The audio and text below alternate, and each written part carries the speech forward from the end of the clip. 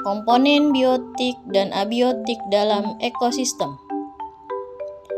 Ekosistem adalah kesatuan fungsional antara makhluk hidup dan benda tak hidup di lingkungannya, sehingga terjadi interaksi yang erat dan saling mempengaruhi.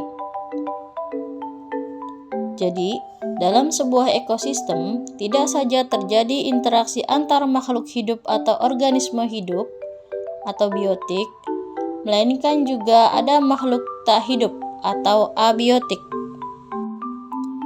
Contoh dari faktor abiotik yang ada di ekosistem, misalnya cahaya matahari, batuan, tanah, udara, dan air.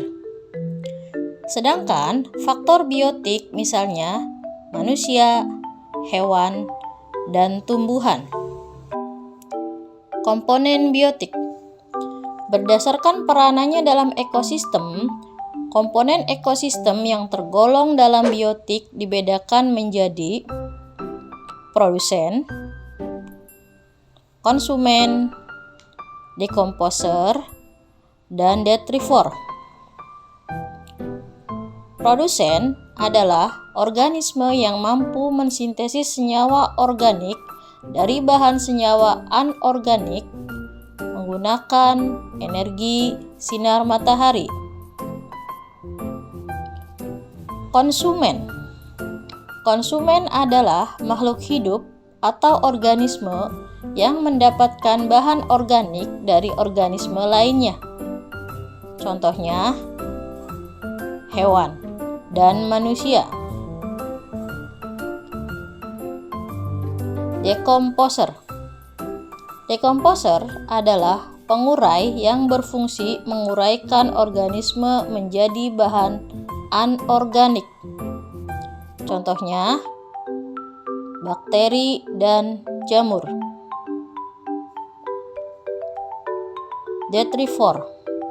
Detrivor adalah organisme yang mengonsumsi sisa-sisa organik dari bahan organisme lainnya. Berdasarkan cara mendapatkan makanan, komponen biotik dibagi menjadi autotrof dan heterotrof.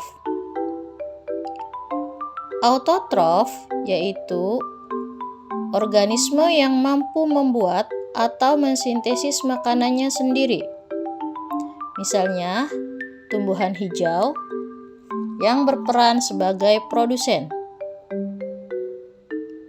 Heterotrof. Heterotrof yaitu organisme yang memanfaatkan organisme lain sebagai sumber makanan. Contohnya, hewan dan manusia. Komponen abiotik atau makhluk tak hidup.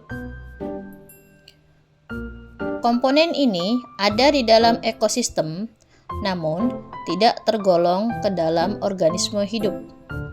Misalnya, cahaya matahari, tanah, air, kelembapan, dan iklim. Interaksi antar komponen dalam ekosistem. 1. Interaksi biotik dan abiotik. Organisme hidup dapat berinteraksi dengan organisme hidup lainnya, karena semua makhluk hidup akan memerlukan satu sama lain, baik yang sejenis maupun tidak sejenis. Jenis interaksinya dapat digolongkan menjadi netral, predasi, parasitisme, komensalisme, dan mutualisme. Netral atau netralisme yaitu interaksi yang tidak saling mengganggu dalam habitat atau tempat tinggal yang sama. 2. Predasi. Predasi artinya interaksi antar mangsa dan pemangsa atau predator. 3. Parasitisme. Artinya, interaksi antar organisme yang berbeda spesies, salah satu mengambil makanan dari inangnya, atau salah satu diuntungkan, yang satu dirugikan. 4. Komensalisme. Komensalisme yaitu interaksi dua organisme yang berbeda spesies yang hidup bersama untuk berbagi sumber makanan. Salah satunya untung dan yang salah satunya tidak dirugikan. 5. Mutualisme, yaitu interaksi antar dua organisme yang berbeda spesies yang sama-sama diuntungkan. Interaksi antar populasi dengan populasi lain terdiri dari alelopati dan kompetisi. Alelopati yaitu interaksi antar populasi yang satu menghalangi populasi lain. Misalnya, jamur penicillium menghasilkan antibiotik yang menghalangi pertumbuhan bakteri tertentu. Kompetisi. Kompetisi ialah interaksi antar populasi di mana bila ada kepentingan yang sama, maka terjadi persaingan. Misalnya, kambing yang berebut rumput dengan sapi di habitat yang sama. 2. Interaksi biotik dan abiotik.